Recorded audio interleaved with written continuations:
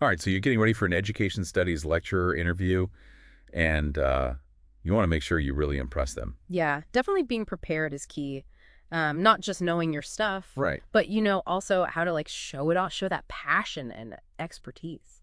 Okay, so first let's break down this role a little bit. It's Hmm. more than just teaching, right? We're talking about shaping the future educators, Yeah, guiding these students through like all the theories and research methods, the actual practice of teaching. totally. It's demanding for sure, but it's Yeah. so rewarding.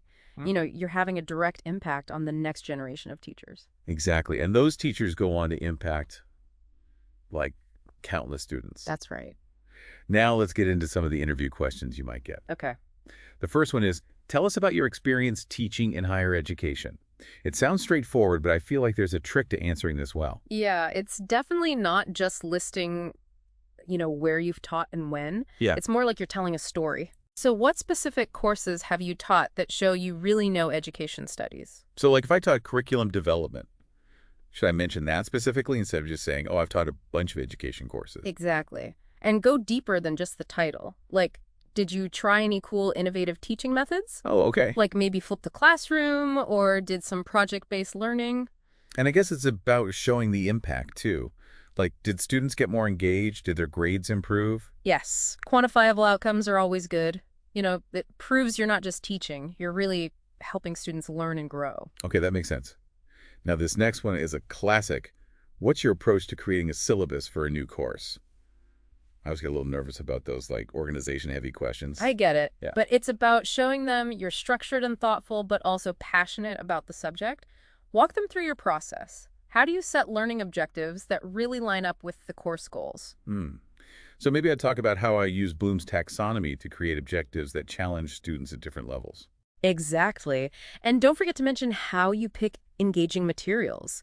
Do you bring in diverse perspectives? Are you using technology? Oh, that reminds me. RoleCatcher's AI can actually help tailor your answers to specific job description. Oh, that's cool. So if your university is really big on tech integration, Mm. RoleCatcher will flag that for you. It's like having a personal interview prep team right there in your pocket. Right, back to the syllabus, though. What about assessments? It can't just be about tests, right? Definitely not. This is where you show you understand different ways to assess students. Do you do projects, presentations, maybe even peer feedback? Interesting. And how do you make sure your assessments actually measure what you're teaching? That alignment seems really important. It is a well-made syllabus shows that you've really thought about the learning journey you're creating for your students. Okay, let's move on to a question that's super relevant these days. Can you describe your experience working with diverse student populations? This feels like it goes beyond just saying, I value diversity. Yeah, for sure. Universities want educators who don't just talk about diversity, but who actually create inclusive classrooms. So how do I show that? Is it about specific examples? Yes. Have you changed up your teaching methods to fit different learning styles or backgrounds? Maybe you've taken some diversity and inclusion training. Hmm. I could talk about how I helped start a student-led initiative on inclusive teaching at my last job. Perfect. That shows you're proactive and committed to creating a welcoming space for all students. And it's something RoleCatcher's AI can help you highlight, especially if the job description emphasizes diversity and inclusion. Speaking of which, the career guide mentioned that having a PhD can be a real advantage in this field. Is that true? It's not always a strict requirement for entry-level jobs, Okay. but it can definitely give you an edge, especially if you're looking at research-focused universities. Makes sense. Yeah. Okay, let's tackle this one. How do you integrate technology into your teaching?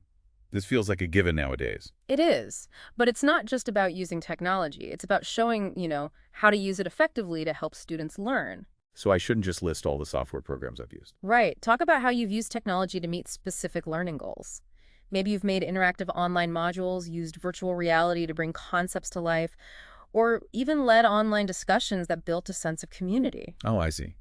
And I imagine accessibility is important too. Not all students have the same access to technology. Absolutely. If you've taken steps to make sure your use of technology is inclusive and equitable, definitely highlight that. Now, before we move on to the next question, I want to talk about something that always makes me nervous.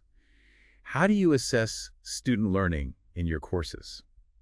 It feels like they want more than just tests and exams. We do. The interviewer wants to see that you understand assessment as a whole process that's about more than just grades. How do you make sure your assessments match your learning objectives? Yeah. And how do you give feedback that actually helps students improve? Exactly.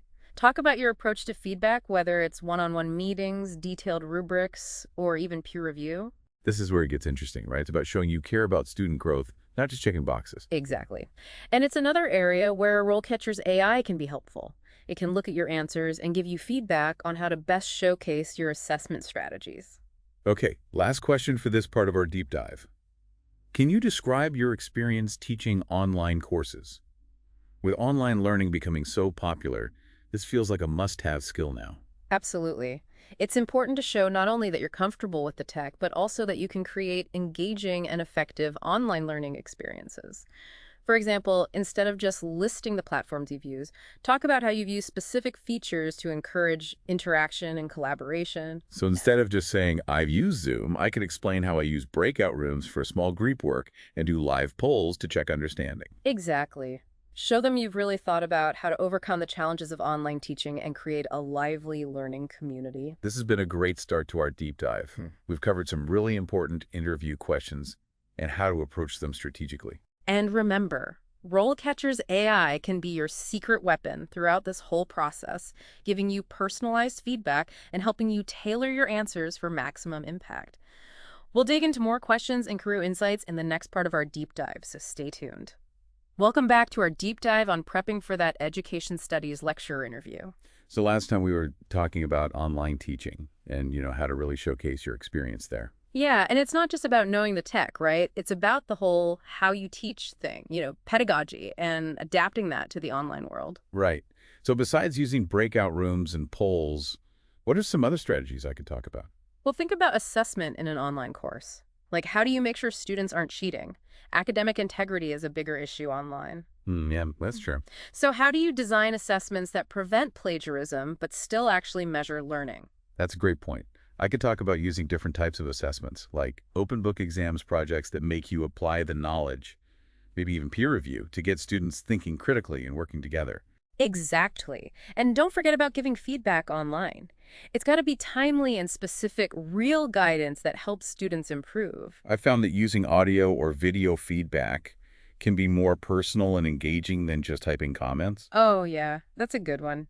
It shows you're really making an effort to connect with students and support their learning, even online. And of course, RoleCatcher's AI can look at the job description and tell you exactly how to best highlight your online teaching skills. It's like having a virtual mentor, guiding you to present your experience in the most effective way.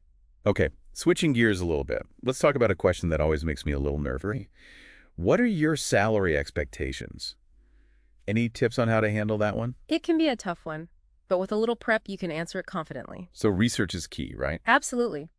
Use resources like RoleCatcher's Career Guide to see what other education studies lecturers are making in your area. Yeah. And consider things like your experience qualifications, the specific demands of the job. Okay. And during the interview, should I just be upfront about it? Yeah, be honest and direct, but also flexible. You could give them a range instead of a fixed number. And emphasize that you're open to negotiation depending on the whole package, benefits and all that. Now let's talk about something beyond the interview itself. Career development. The Career Guide really stresses lifelong learning in this field. What does that actually look like? Well, education is always changing, so staying up to date on the latest research teaching methods and technology is super important. So like going to conferences, workshops, even getting more certifications shows you're serious about growing professionally. Exactly, and don't underestimate networking. Joining professional organizations like iStay or WFTEA can be really valuable. I'm not familiar with WFTEA. What's that? It's a worldwide group focused on teacher education.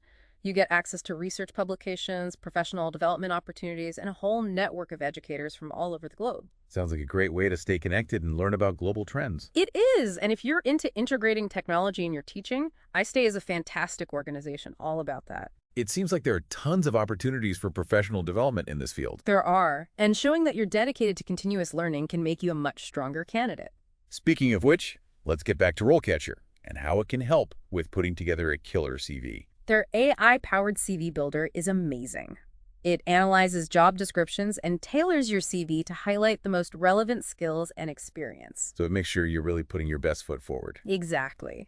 And it even optimizes the language and formatting to make it more appealing to those applicant tracking systems that a lot of universities use now. So it's not just what you say, but how you say it. Right. And RoleCatcher's AI helps you find that sweet spot between showcasing your unique qualifications and fitting the specific requirements of the job. And don't forget about RoleCatcher's career guides. They have so much info on different career paths, Oh, yeah. like potential advancements, salary expectations, even tips on work-life balance. It's a treasure trove of information to help you make smart decisions about your career and prepare for every step of the way. As we wrap up this second part of our deep dive, Remember, being prepared, committing to lifelong learning, and using the right resources like RoleCatcher can really boost your chances of landing that dream job as an education studies lecturer. okay, so we've talked about a lot in this deep dive, from like handling those tough interview questions to using AI to really boost your chances. But it doesn't end when you walk out of the interview, right? Oh, no, not at all. The post-interview stuff is super important. That's when you can reinforce your interest, clear up any questions, and really make that final impression. So what should I do first? Everyone always talks about thank you notes. Are those really necessary? A well-written thank you note can make a big difference. It shows you're professional, courteous, and genuinely excited about the job. It's not just a formality then. Right, think strategically. Hmm. Did something specific they talked about in the interview stand out to you, like a research project or initiative? Oh, okay. Mention that. It shows you were listening and that you've done your homework on the department. That's a great tip. What about the waiting game, though? The anxiety after an interview can be killer. Any advice on dealing with that? It's totally normal to feel anxious, but try to use that energy productively. Go over your notes. Think about how you did, what went well, what could you have done better. That's where RoleCatcher's AI feedback is so helpful. I can go back and look at my practice sessions, see where I might have messed up or missed a chance to highlight something important. Exactly. It's like having your own personal debriefing session. And hey, even if you don't get this job, every interview helps you learn and improve for the next one. Okay, let's say I get the call and they offer me the job. What should I be thinking about before I accept? Well, first of all, congrats. Thanks. Now's the time to negotiate. Know your worth, and don't be afraid to ask for what you deserve in terms of salary, benefits, professional development.